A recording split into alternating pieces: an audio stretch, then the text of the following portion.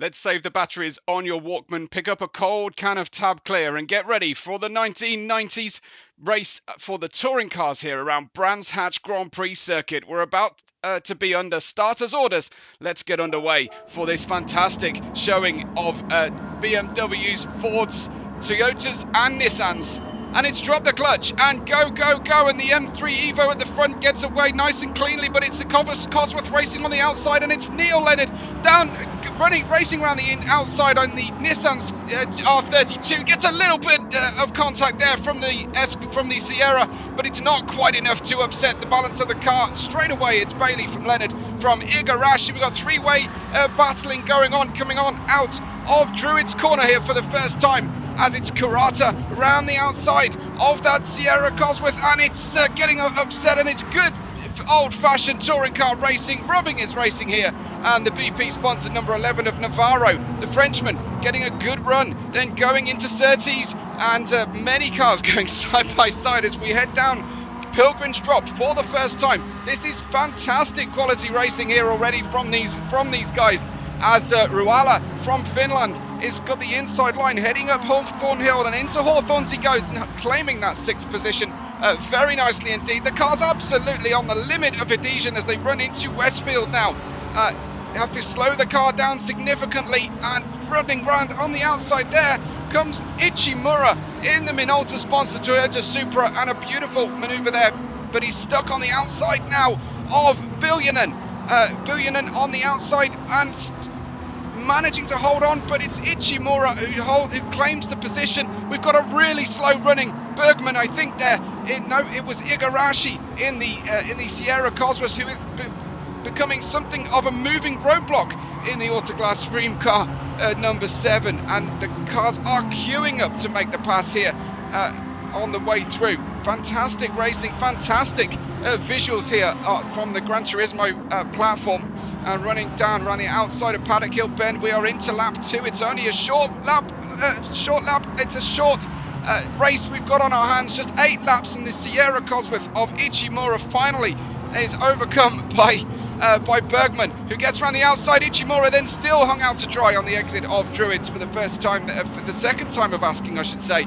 But we've also got Mavlu Dog, who is the man on the move. There is Ichimura still getting messed up and messed around on the outside, and he is really struggling. But Mavlu Dog in the identical car with a different livery is screaming down the inside of the Demon Tweak sponsored BMW Evo. He's already coming up all the way from the back. He's made it up to 13th position here on lap 2, and we scream down Pilgrim's Drop, up Hawthorne Hill and into Hawthorne's once again, and the cars are absolutely on the edge and trying to make this work. The Kodak sponsored number 36 managing to get by. Past, is that Igarashi? Is that Melton? I think it's Melton who's just been past. No, Igarashi it was, and he's side by side with the Labatt's number 4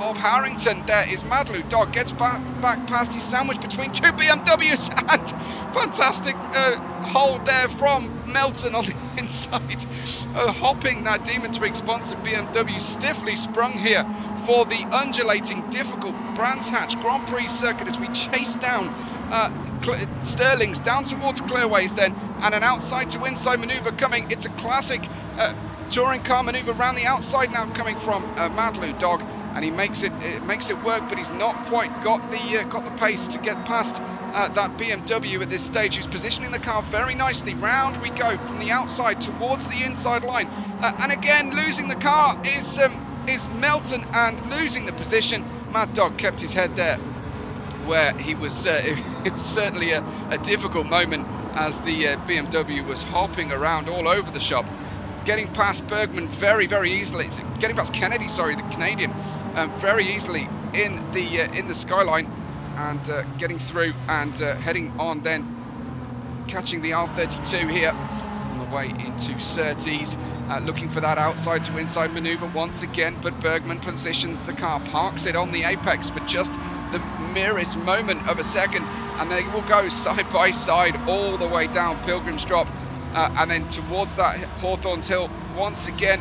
We've got Madlu Dog chasing hard here with a personal best lap time to this point, nearly half a second to the good, as as good as he's been so far, but it's Kurata who holds the fastest lap so far in this lap 3 of just 8 round the outside, positioning for Westfield, and in towards Sheen Curve we go now.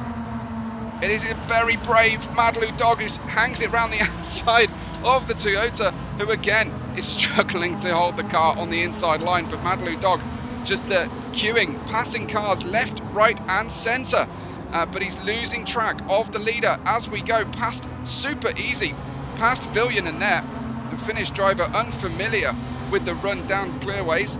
And we're back onto the Brabham straight that's not particularly straight, and Madlu Dog is already getting a fantastic exit screens around the outside of Bosch, the Spaniard in the BMW, but Bosch is boxing him in slightly. The Warsteiner sponsored BMW in the traditional BMW racing colours, and looking for that option down the inside is Madlu Dog. Once again, as I said, the man on the move, a man on a mission to try and go last to first in this classic race that he himself has organised and set up. Madlu Dog now P7 has made it halfway through this glorious sunny day here, and short race of Brands Hatch in the Grand Prix configuration, getting tucked right up underneath the rear of that BMW. It looks like Raola in the Nissan was slow through that corner, and this is what Madlu Dog had to deal with last time, joining him on board, and he's actually pushing the Nissan forward. He needs that option to go into Hawthorne's down the inside. He's waiting for the Warsteiner beer sponsored BMW to mess up once again, but at this time he just couldn't get the line through. Now it's the outside run through Westfield. This looks like it's good, but he tried to cut the nose off, did Viljonen, did Raola in fact, and he can't quite stop the progress here of Madlu Dog, who goes to the inside. We can't see out the rear window, unfortunately. Let's have another check then on the Apex cam. Going to be adjusting that stereo cassette on the dash is Madlu Dog to make sure he can hear the engine. Another nerf from the rear there with Madlu Dog, who checks his mirrors on the way into clearways. He'll be looking for that inside line once again. He should get a smoother run out, but unfortunately the BP sponsored Nissan can't allow him through. So screaming up a big old bump and run happening here as we run in towards that paddock hill. Once again, Madlu Dog, no trouble from the rear, from behind, as he runs down the paddock hill, looking for that outside line. Doesn't get a wheel out on the gravel, but playing it fairly cautiously. It's lap 5 of 8, slow in, fast out, as Jackie Stewart used to teach. And Madlu Dog in that 6th position, can't seem to find a way past when two cars are fighting at once, gets a little bit out of shape. Manages not to spill the Nissan all the way onto the dirty part of the track, and making the move past. That is a classic British touring car manoeuvre, the old bump and run, and race control don't seem to mind it too much, as again the stiffly spun BMW struggles to navigate this fantastic racetrack that we have of Brands Hatch Grand Prix configuration. Madlu Dog now in 5th from all the way back at the back of the grid on the way into Hawthorns we go once again, as the camera just catches up with the footage, making sure that we get the best possible view of the corner. Now we're into Westfield again and sliding through as the BMW of Bosch made a mistake. Madlu Dog is now on the hunt for a podium, but the 3 drivers in front are miles ahead. He's going to need qualifying laps for the remainder of this race to try and catch up. Look what it's cost him, 3.8 seconds behind Bosch and Viljonen. Navarro's actually made his way through past Viljonen now, and Raola has been deposed down to 8th. You can see the RS Cosworth working incredibly hard, the Sierra on the front axle there to get through clearways. On the limit of adhesion is number 36 as he runs through, gained a second on that last sector, now that he's finally got some free air, keeping that sunroof firmly closed for the best aerodynamic performance. He won't have much in the way of rear view through both the roll cage and possibly the largest spoiler ever known to a road-going vehicle. These, of course, are all road-going condition cars, as is the rule for touring cars in the UK. as he's got the podium firmly in his sights, has Madlu Dog. It's Bailey leading from Leonard, from Kurata, with Madlu Dog in that 4th position. Personal best, 1.8 seconds faster than he's been before. Now he's finally got that clear air. Bosch is behind him in 5th, Navarro in 6th, Viljonen in 7th, and Rahula in 8th. But the fastest lap still lives with the Japanese driver Kurata in the Texaco branded Ford RS Sierra Cosworth.